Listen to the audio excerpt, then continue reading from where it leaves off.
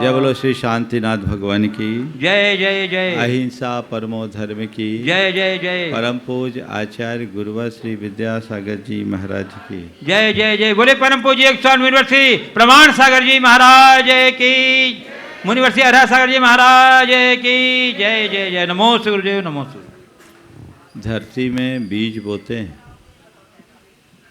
मृदु माटी का संसर्ग पाकर वो अंकुरित होता है, पल्लवित पुष्पित होता है, उसमें फूल और फल लगते हैं, तब कहीं जाकर वो बीज सार्थक हो पाता है।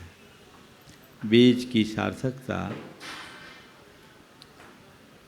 फल के रूप में परिवर्तित होकर पुनः अनेक बीजों में ढलने में। वही बीज यदि किसी चट्टान पर पड़ जाए तो मिट्टी पानी में सड़ गलकर नष्ट भ्रष्ट हो जाता है। बीज धरती में समा कर भी मिटता है और चट्टान में सड़ कर के भी मिटता है। बीज का धरती में समाना अपने क्षुद्र अस्तित्व को विराट स्वरूप प्रदान करना है, तो वहीं चट्टान में सड़ना अपने जीवन को ही, अपने अस्तित्व को ही छिन्न भिन्न कर देना है। हमारा जीवन एक बीज की भांति है। अगर हमने अपने जीवन के बीज को चरित्र की धरा पे बो दिया तो ये अनंत फल प्रदान करता है। जिसने अपने जन्म के बाद जीवन के बीज को चरित्र की धरती पर बोया है, उसने ही अपने जन्म को सफल और सार्थक बनाया है। और जिसने इसे यूं ही व्यर्थ विषयों की चट्टानों पे खो दिया, उसने अपने जीवन को व्यर्थ किया। आज 4 बातें आप सबसे करूँगा। अर्थ, व्यर्थ, अनर्थ और परमार्थ। चारों में अर्थ लगे हैं, लेकिन काश हम इसके रहस्य को समझें। हमारे जीवन का अर्थ है क्या है? अर्थ का मतलब मीनिंग नहीं, उद्देश्य। तुमने जन्म किस लिए लिया? ये नर जन्म तुम्हें मिला है, क्यों मिला? आप जी रहे हो, क्यों जी रहे हो? बोलो, क्यों जी रहे हो? क्यों जी रहे हो? एक दफा हमने पूछा, भैया क्यों जी रहे हो? तो एक ने कहा इसलिए कि अभी मरे नहीं हैं। हमने पूछा भैया क्यों जी रहे हो? जवाब दिया मरे नहीं है। हमने कहा वो जीते जी भी मरा है। ज्यादातर लोग केवल जीने के लिए जी रहे हैं और जीवन के नाम पर अपने श्वासों को ढो रहे हैं। संत कहते हैं जीवन के उद्देश्य को समझो। ये जीवन क्यों मिला? मेरे जीवन का लक्ष्य क्या है? मेरे जीवन का उद्देश्य क्या है? मैंने मनुष्य जन्म पाया है तो इसका मकसद क्या है? कभी मन में सवाल आता है, मैंने ये जीवन पाया तो मेरे जीवन का उद्देश्य क्या? मेरे जीवन का मकसद क्या? क्या आता है? अगर किसी भी व्यक्ति से उसके जीवन का उद्देश्य पूछो तो एक बच्चा है तो कहेगा पढ़ना लिखना है, फिर और आगे बढ़ेगा तो अच्छी जॉब करना है, और थोड़ा बढ़ जाए तो ठीक है हम अपना व्यापार करेंगे, अच्छा कारोबार, अपना परिवार बसाएंगे, शादी करेंगे, परिवार बसाएंगे, बच्चा पैदा करेंगे, समाज में अपना एक स्थान बनाएंगे। इसके अलावा क्या उद्देश्य? बहुत पहले किसी की पंक्तियाँ पढ़ी थी, आज से लगभग 35 वर्ष पहले। इस जहां में न जाने क्या कारनामा कर गए। इस जहां में न जाने क्या कारनामा कर गए। बीए किया, एमए किया, पेंशन मिली और मर गए। क्या है उद्देश्य? यही ना। संत कहते हैं अगर तुमने अपने जीवन का यही उद्देश्य समझ रखा है तो तुमने अपने बीज को विनष्ट कर दिया है। ये जीवन का मूलभूत उद्देश्य नहीं है, ये जीवन का अर्थ नहीं है। जीवन का असली अर्थ है जीवन का रूपांतरण होना चाहिए, चेतना का उदात्तीकरण होना चाहिए, अपने चित्त का परिष्कार होना चाहिए, अपनी आत्मा का उद्धार होना चाहिए। उस तरफ तुम्हारी दृष्टि है। मैंने अपने जीवन में जन्म के बाद से अब तक उपलब्धियों के नाम पर बहुत कुछ अर्जित किया। आप नोट करो मेरे जीवन की उपलब्धि में क्या है, क्या क्या आएगा। सबके अपने अपने जीवन के बहुत दिन बीत गए, अपने जीवन के इतने वर्ष बीते, उन बीते वर्षों में तुमने ऐसी क्या चीज़ें उपलब्ध की जिन्हें तुम्हारी उपलब्धियों के रूप में अंकित किया जा सके। जोड़ो, हिसाब लगा। मैंने जो पैसा कमाया वो मेरी उपलब्धि है, मेरा जो बैंक बैलेंस है वो मेरी उपलब्धि है, मेरी जो प्रॉपर्टीज है वो मेरी उपलब्धि है, मैंने जो समाज में अपनी पहचान बनाई वो मेरी उपलब्धि है। क्या है मेरी उपलब्धि? मानोगे इनमें से किसी को भी अपनी उपलब्धि? नहीं, ये तो बाहरी उपलब्धि है। ये सारी उपलब्धियां यहीं छूट जाने वाली है। जीवन की असली उपलब्धि क्या है? मैंने अपने जीवन के रूपांतरण के लिए जो कुछ किया वो मेरी उपलब्धि है। मैंने अपने कल्याण के लिए जो कुछ किया वो मेरी उपलब्धि है। मनुष्य के जीवन की एक बड़ी विडंबना है कि वो अपनी बाह्य उपलब्धियों को ही अपने जीवन की मूल उपलब्धि मान करके चलता है। ये बहुत बड़ी भूल है, भ्रम है। ये भ्रम टूटना चाहिए और जीवन की मूल उपलब्धि को समझना चाहिए, पहचानना चाहिए, उस अनुरूप आगे बढ़ो। लेकिन ये कब होगा? जब तुम्हें जीवन के अर्थ का बोध होगा। जीवन के उद्देश्य को समझो। ध्यान रखो, ये जीवन अल्प है, क्षणभंगुर है, नश्वर है, कभी भी बिखर जाएगा।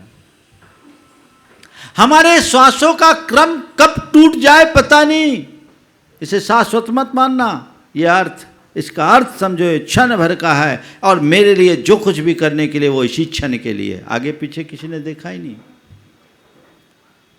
इस अर्थ को समझकर जीवन की दिशा तय करने वाले लोग ही सच्चे अर्थों में अपने जीवन का उत्थान कर पाते हैं। एक आचार्य ने लिखा, नोधत्तम किल मानुषम वरमिदम लाभाय लक्ष्मीस्तथा नोधत्तम किल मानुषम वरमिदम चित्ताभिरामास्त्रिय नोधत्तम किल मानुषम वरमिदम पुत्राय मित्राय वा किंतु आत्मोद्धरणाय जन्म जलधेर धत्तम वरम मानुषम। तुमने मनुष्य जन्म किस लिए पाया? धन पैसा कमाने के लिए? बोले नहीं। रमणियों से रमने के लिए? बोले नहीं। अपने पुत्रों और मित्रों में झूमने के लिए? बोले नहीं। किस लिए मनुष्य जन्म पाया? तो इस संसार सागर से आत्मा का उद्धार करने के लिए ही मनुष्य जन्म पाया है। और यही इस मनुष्य जन्म की महत्ता है। ये फैसिलिटी केवल मनुष्यों को है, संसार में और किसी प्राणी को नहीं है। आत्मोद्धार का मार्ग केवल मनुष्यों के जीवन में खिलता है और किसी में नहीं। देवताओं में समृद्धि बहुत है, वैभव बहुत है, लेकिन आत्मोद्धार की संभावनाएं वहां नहीं है। तो हमें भाग्य से मनुष्य जन्म मिला है, इसके अर्थ को समझे, इसका सही उपयोग करें। और सही उपयोग नहीं करे तो क्या हुआ? अर्थ को समझे तो अर्थ, नहीं तो सब व्यर्थ।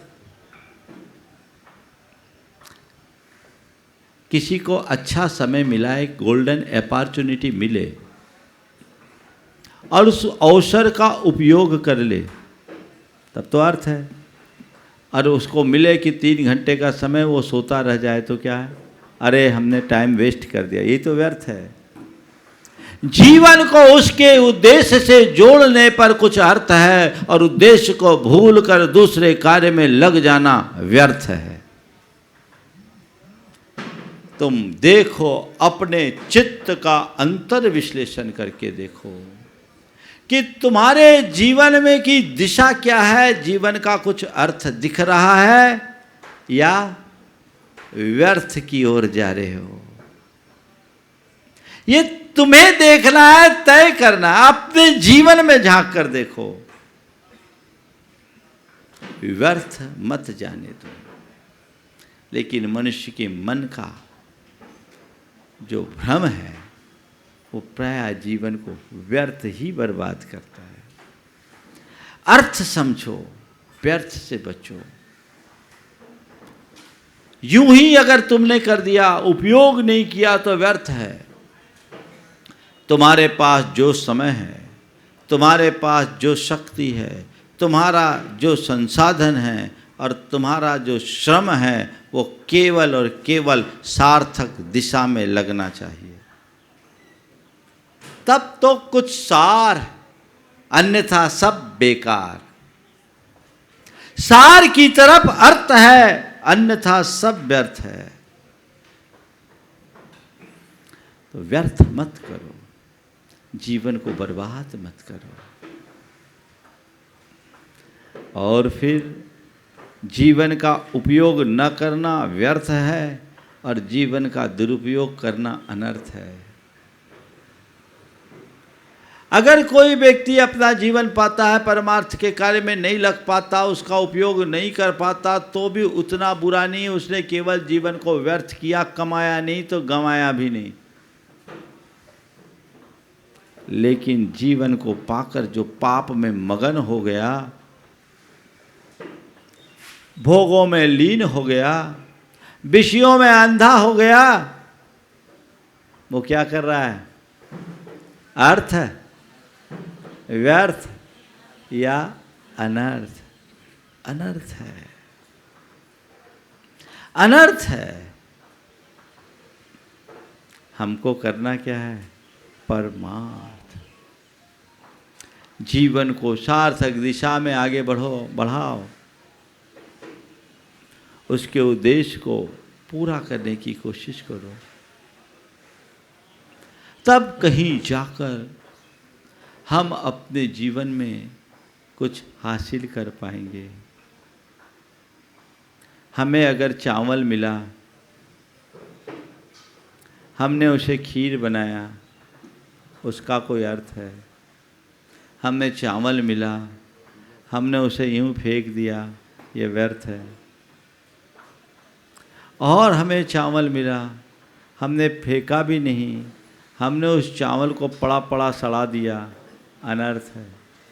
लेकिन चावल से बनी खीर को खुद बाद में खाया, पहले औरों को खिलाया, ये परमार्थ है। ये अर्थ से परमार्थ की यात्रा है।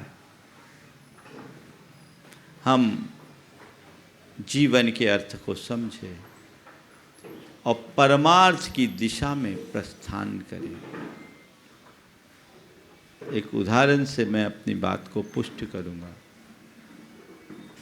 एक पिता के सामने उत्तराधिकारी के चुनाव का सवाल था। पिता के 3 बेटे थे।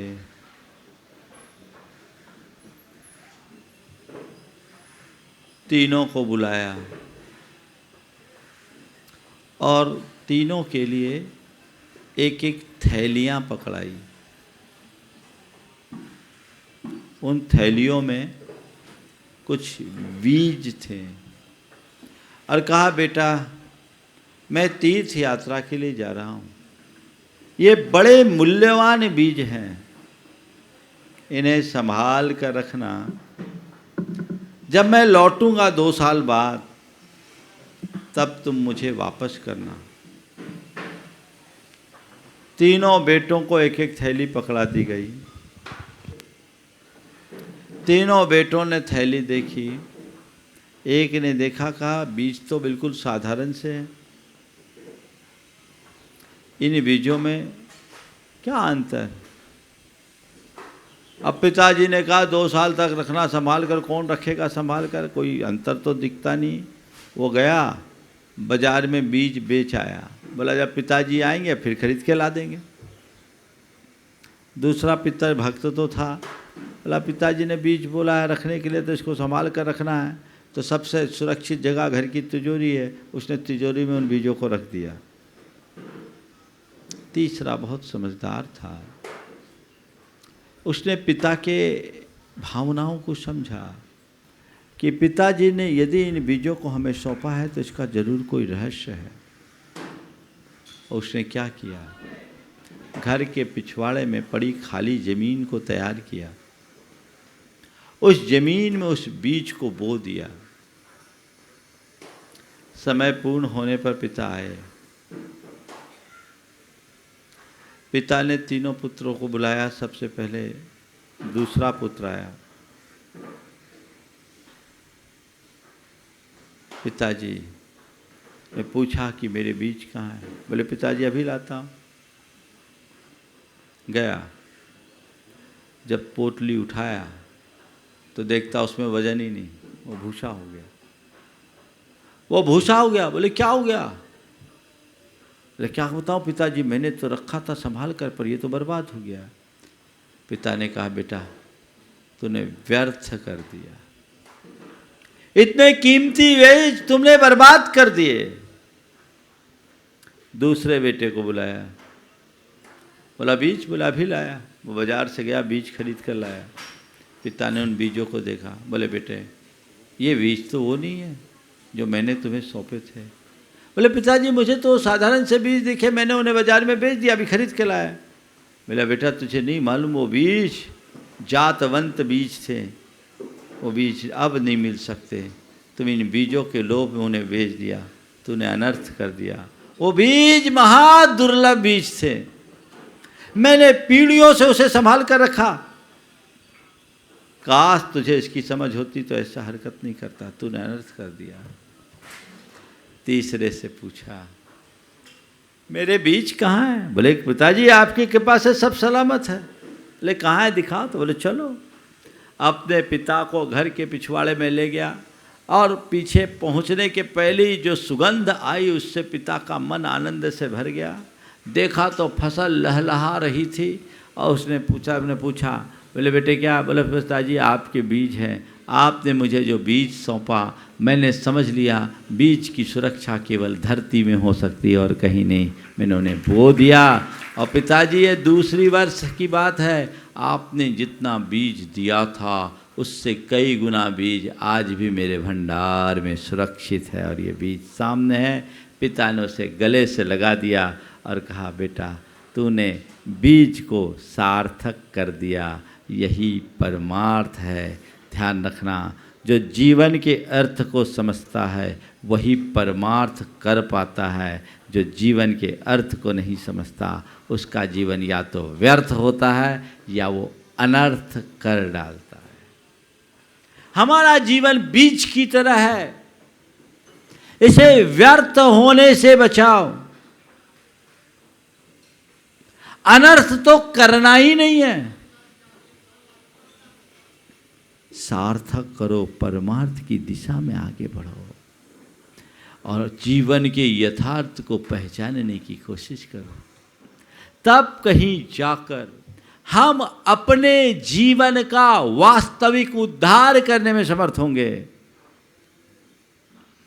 नहीं तो क्या होगा, आप लोग गाते हो ना, यूं ही आता रहा यूं ही जाता रहा, व्यर्थ हीरा गमन को गंवाता रहा, यूं ही आवागमन के उलट फेर में 184 के चक्कर खाता रहा। यही बोलते हैं ना आप लोग, कब से चल रहा है? हाँ, गा के तो बहुत अच्छे से सुनाते हो।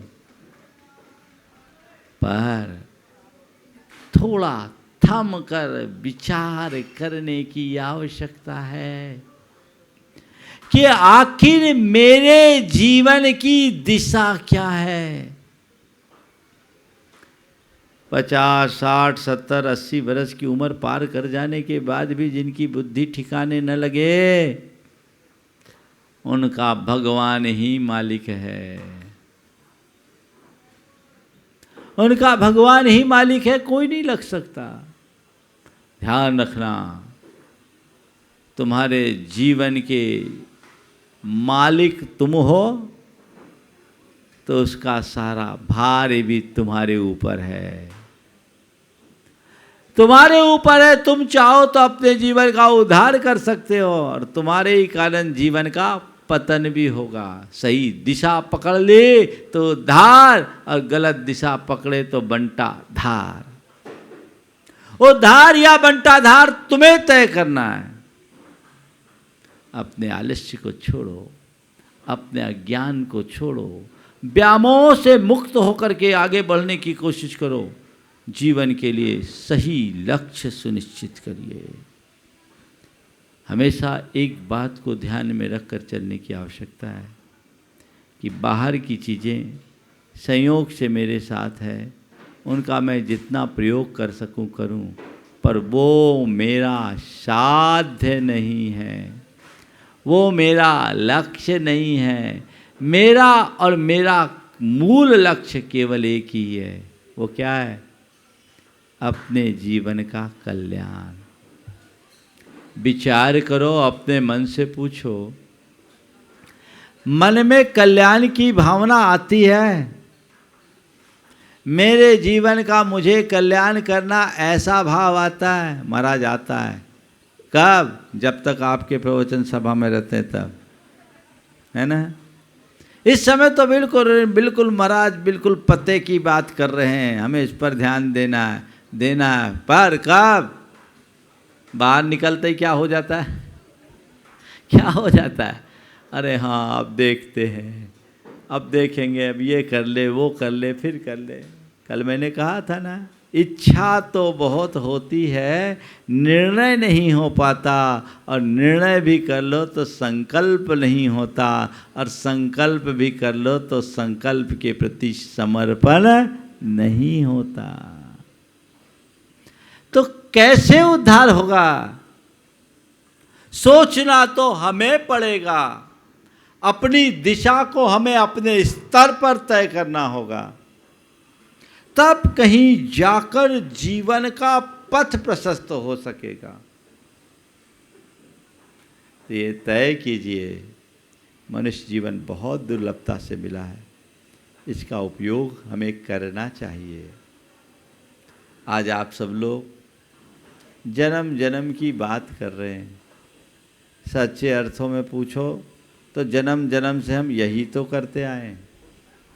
हाँ, जन्म की बात करना व्यर्थ है, जन्म का सार पाने में ही अर्थ है। मुझे आज बहुत खुशी है कि गुरु की कृपा से मुझे वो मार्ग मिल गया जिससे मेरा जन्म सार्थक हो सकता है, जो जन्म को सार्थक करता है। और हम लोग तो उसी मार्ग को पकड़ते और उसे ही अपना असली जन्म मानते हैं। तो भौतिक जन्म है, भौतिक जन्म का बहुत मोल नहीं। जैसे भौतिक उपलब्धियों का मोल नहीं, वैसी भौतिक जन्म का भी मोल नहीं। वास्तविक जन्म तो मनुष्य के अंदर की आध्यात्मिक चेतना का विकास है। वो आध्यात्मिक चेतना विकसित हो गई तभी तुम्हारा जन्म है। तो वो जन्म लो। ऐसे तुमने पहली बार तो जन्म नहीं लिया। पता है कौन सा जन्म है? महाराज आज तो आपका 55वां जन्मदिन मना रहे हैं। नहीं भैया, ये जन्मदिन नहीं, मैं जन्म की बात कर रहा हूँ। अगर अतीत में लौट कर चलो तो अनंतों जन्म हमने धारण किए, एक दो नहीं, कितने? अतीत का पेट बड़ा है। आचार्य कुंद कहते हैं कि तुमने अतीत में इतने जन्म पाए और इतनी माताओं का दूध पिया कि उसको एकत्रित कर लिया जाए तो क्षीर सागर का जल कम पड़ेगा। और अतीत के जन्मों में तुम्हारे वियोग में तुम्हारी माताएं रोई है, वो इतना रोई है कि उसे इकट्ठा कर ले तो सागर का जल कम पड़ेगा। अनंत काल से यही तो किया है। पुनरपि जननम पुनरपि मरणम जठरी जनने पुनरपि शयनम। यही हमारे साथ हुआ, बार बार जन्म मरण जन्म मरण जन्म मरण, इसके अलावा और क्या। यदि किसी मनुष्य क्या किसी प्राणी के इतिहास को हम अगर कह सकें 2 शब्दों में तो केवल इतना ही कह सकते हैं, हमारा तुम्हारा सबका अतीत इतिहास क्या है पता है? जन्म और मरण। बस यही इतिहास है, इतने में सारा इतिहास समझ जाएगा। समझ गए? बहुत बड़ी गाथा नहीं है हमारी। केवल जन्म और मरण, इन्हीं के मध्य हमारा जीवन खोया है। तो ये तो जन्म मरण जन्म मरण करते रहे भैया। अज्ञानता में तुमने अपने संसार को बढ़ाया, कोई बात नहीं, अभी ज्ञान मिला है, संसार को समेटने का उद्यम करो, तब सार होगा। कैसे मेरा संसार सिमटे, ये प्रयत्न होना चाहिए, ऐसा पुरुषार्थ होना चाहिए, तब कहीं जाकर हमारे जीवन में कुछ अच्छा घट सकेगा। तो किसमें सार मिलेगा? ऐसा नहीं है कि हमें अवसर नहीं मिला, ऐसा नहीं है कि हमें कोई दिशा दर्शक नहीं मिला। खूब अवसर मिले, खूब दिशा दर्शक भी मिले, दिशा दर्शन भी मिला, लेकिन हमारे कर्म फूटे रहे, हमारी आंखें नहीं खुली। हम मोह माया में ऐसे फंसे कि उनकी बातों को सुनने का प्रयास भी नहीं किया, अतीत में भी नहीं किया, अब वर्तमान में भी नहीं कर रहे। वही कर रहे हैं जो अनादि से करते आए। संत कहते हैं मोड़ो अपने आप को, रास्ता बदलो। अब हमें जीवन के अर्थ को समझकर परमार्थ में लगना है। चाहते हो अपने जीवन को परमार्थ में लगाना? हाँ, कौन कौन चाहते हो? लगाते तो लगाते क्यों नहीं हो? आ जाओ, लग जाओ। हाँ, कोशिश कर रहे हैं और करते करते ज़िंदगी पूरी हो जाएगी। इस जन्म में कोशिश करेंगे, अगले जन्म में प्रोसेस चलेगी। क्या होगा? ये चाहना बड़ा सतही है। जिस दिन तुम जीवन के यथार्थ को समझ लोगे, तुम्हारी ये चाहत तुम्हारे संकल्प में परिवर्तित हो जाएगी। अगर जीवन का सार पाना चाहते हो तो हर पल जीवन के यथार्थ को अपने सामने रखो। यथार्थ को सामने रखो। बुद्ध ने एक वृद्ध, एक रोगी और एक मृतक को देखा। बुद्ध प्रबुद्ध हो गए, है ना कहानी आपको? ये वृद्ध है, ये वृद्धावस्था क्या होती है? जड़ावस्था है। ये जरा बुढ़ापे में क्या होता है? शरीर असक्त होता है, उसकी दशा कैसी हो जाती है? अर्धमृतक सम होती। अच्छा, क्या मुझे भी बूढ़ा होना होगा? हाँ, सबको होना होता है, आपको भी होना होगा। ये इस व्यक्ति को क्या हो गया? ये बीमार है। बीमार क्यों है? रोगग्रस्त हो गया। ये रोग क्या होता है? रोग शरीर पर हुआ एक आक्रमण है, इससे शरीर शिथिल हो जाता है, व्यक्ति अशक्त होता है। क्या मुझे भी रोगग्रस्त होना होगा? हाँ, रोगग्रस्त तो कोई भी हो सकता है। ये क्या हो रहा है? ये शव यात्रा जारी है। शव यात्रा क्या होती है? बोले ये अर्थी है। अर्थी का मतलब क्या है? अर्थी का मतलब यही है कि इसमें से रथ रह गया, रथी चला गया। ये शरीर रथ है और आत्मा रथी है, न रथी अर्थी। समझ गए? अर्थी का ये अर्थ भी समझ लेना। क्या? न रथी अर्थी। यहाँ रथ है, रथी नहीं, इसलिए उसका नाम अर्थी है। बोले क्या हो गया? मर गया। मरना क्या होता है? जब प्राणी अपना प्राण छोड़ देता है, शरीर छोड़ देता है, मर जाता है, शरीर अचेतन हो जाता है। अच्छा, तो मुझे भी मरना पड़ेगा। अब वो क्या बोले? कुछ नहीं बोला। सम्मति के स्वर में अपनी गर्दन नीची कर ली। बुद्ध को सब समझ में आ गया, नहीं, अब जन्मम दुखम जरा दुखम रोगाय मरणानिय अहो दुखो संसारो जत्थ की संति जंतव। जन्म दुख है, जरा दुख है, रोग और मरण दुख है। अरे ये संसार ही दुख रूप है, जिसमें हर प्राणी दुख पाता रहता है, भोगता रहता है, अनंत जन्मों से यही होता आया है।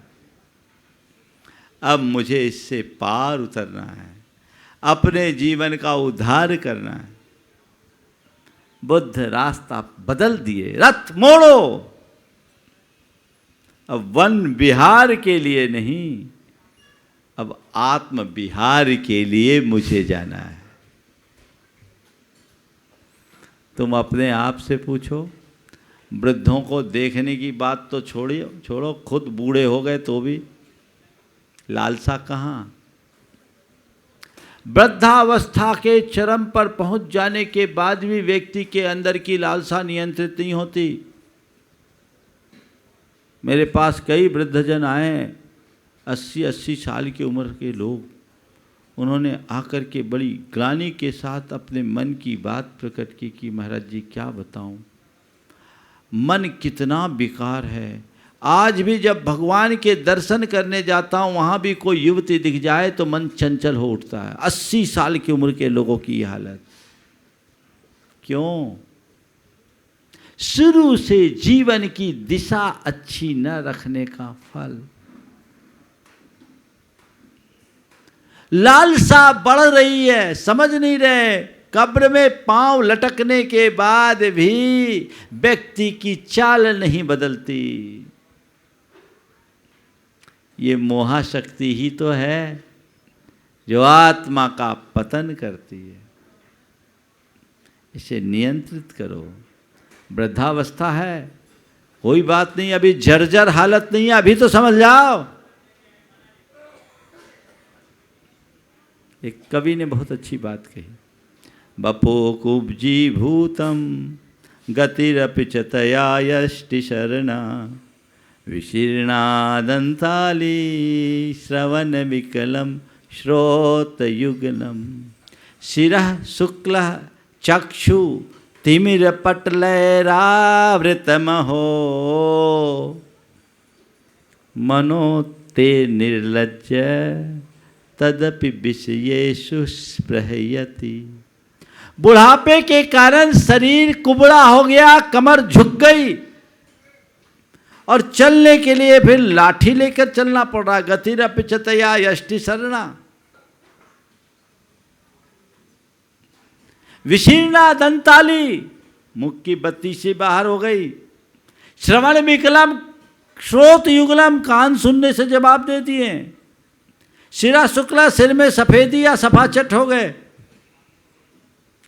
चक्षु तिमिर पटले आवृतम, आंखों के आगे अंधेरा, मोतियाबिंद हो गया। फिर भी तुम्हारा मन कितना निर्लज्ज है कि इसके बाद भी विषयों की लालसा लगाए हुए है। अंगम गलितम पलितम मुंडम दसन विहीनम जातम टुंडम वृद्धो याति गृहीत्वा दंडम तदपि न मुंचति आशा पिंडम। क्या है चित्रण? अंगम गलितम, शरीर जर्जर हो गया। पलितम मुंडम, सिर सफेद सफाचट। दसन विहीनम जातम तुंडम, मुंह में से बत्ती सी बाहर हो गए। वृद्धो याति गृहीत्वा दंडम, लठिया लेकर चलना पड़ रहा है। तदपि न मुंचति आशा पिंडम, धिक्कार है। अभी नहीं संभले तो कब संभलोगे? अपने आप को बचाओ। देखो क्या हाल होता। मैं एक स्थान पे था, वहाँ समाज के प्रधान थे 80 साल के, और बातचीत के क्रम में बोले, महाराज जी 80 साल के बुजुर्ग, रात 11 बजे जब तक 2 मिस्सी पराठे नहीं खाता तब तक मुझे नींद नहीं आती। 80 साल का वृद्ध व्यक्ति ये कह रहा है रात 11 बजे 2 मिस्सी पराठे न खा लूं तब तक नींद नहीं आती, और समाज का प्रधान, मुखिया, इधर की बात नहीं, यूपी की बात है। वहीं उनके 17 साल का पोता बैठा था, वहीं बैठा 17 साल का पोता जो रात में पानी नहीं पीता था। मैंने उसकी तरफ इशारा किया, बोले इसको देखो और कुछ तो शर्म खाओ, इसको देखो कुछ तो शर्म खाओ। तो उसने कहा, उन्होंने कहा, महाराज इसमें गलती हमारी नहीं, दोष आपका है। गलती हमारी नहीं, दोष आपका है। हमने कहा भैया मेरा क्या दोष हो गया? बोले इसकी उम्र में आप हमें क्यों नहीं मिले? इसकी उम्र में आप हमें क्यों नहीं मिले? अगर इसकी उम्र में आप हमें मिल गए होते तो मेरी ये दशा नहीं होती। बंधु, ये तो कहने की बातें, जब जागो तभी सवेरा। अंतरंग में वैराग्य होना चाहिए। जीवन के यथार्थ को समझो, एक दिन सबको जाना है। जिसने जन्म लिया उसकी मृत्यु निश्चित है। कब किसके जीवन की कहानी का अंत हो जाए कहा नहीं जा सकता।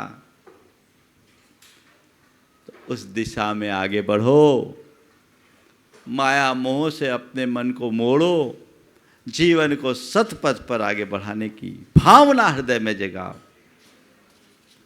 तब ये मनुष्य जन्म पाना सार्थक होगा। हम अपने तीर्थंकरों के जीवन चरित्र को पलट कर देखें। जन्म पाया, राज घराने में जन्म लिया, राजा महाराजा हुए, कई तो चक्रवर्ती भी बने, लेकिन क्या किया उनने? अपने जन्मदिन के दिन ही दीक्षा लिया ना।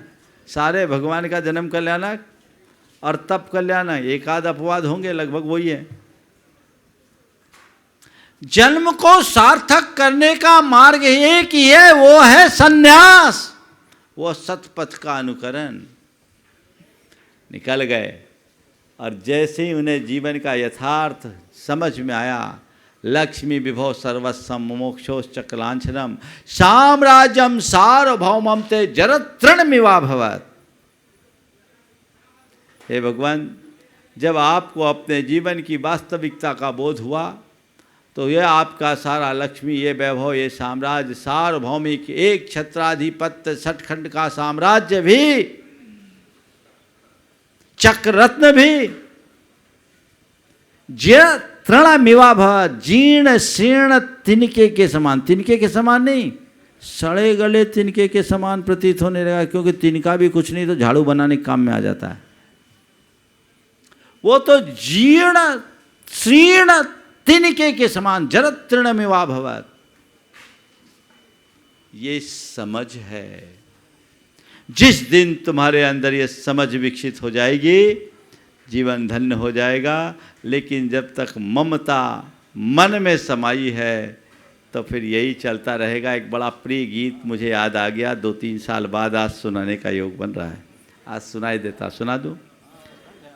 हाँ, गोविंद प्रसाद पाली वाले, उनका एक बड़ा अच्छा गीत है, मुझे बहुत प्रिय है। मैं जब कभी पर्यूषण में ही इसे सुनाता हूँ। आज एक लंबे अंतराल के बाद योग बन रहा है। मनुष्य के गोविंद पाली वाले, ये ललितपुर के पास पाली है, बुंदेलखंडी गीत है, लेकिन आपको समझ में आएगा। ये जीवन के यथार्थ का चित्रण है। जा ममता दिन दिन होते सवाई, जा ममता दिन दिन होते सवाई, 100 से सहस सहसते लाखन लाखते बड़े दहाई, 100 से सहस सहसते लाखन लाखते बड़े दहाई, दिन दिन हो दूनी होने चली फिर तो है शांति ने आई, जा ममता दिन दिन होत सवाई। बचपन गवो जवानी कल गई, तो समझ नहीं आई। बचपन गवो जवानी कल गई, तो समझ न आई। बूढ़ो भयो कान बह रे, नैन की ज्योति गमाई। जब ममता दिन दिन होते सवाई। नाक झिरे झिरना की नाई, बुढ़ापे का चित्र है ना। नाक झिरे झिरना की नाई, गले में जम गई काई। कफ नाक झिरे झिरना की नाई, गले में जम गई काई। मुँह में से बत्ती सही भग गए, मुँह में से बत्ती सही भग गए, किले की बन गई खाई। जा ममता दिन दिन होते सवाई। भाई बंधु कोनो पूछत नहीं है, दुर्दशा देखो। भाई बंधु कोनो पूछत नहीं है, मन में गुर्राए लुगाई। भाई बंधु कोनो पूछत नहीं है, मन में गुर्राए लुगाई। और इनके मारे जी उकता गो, इनके मारे जी उकता गो, इन्हें मौत ने आई। जा ममता दिन दिन होते सवाई। जा ममता जिन जिन होते सवाई। झूठे जग की ममता में तो काल अनंत गंवाई।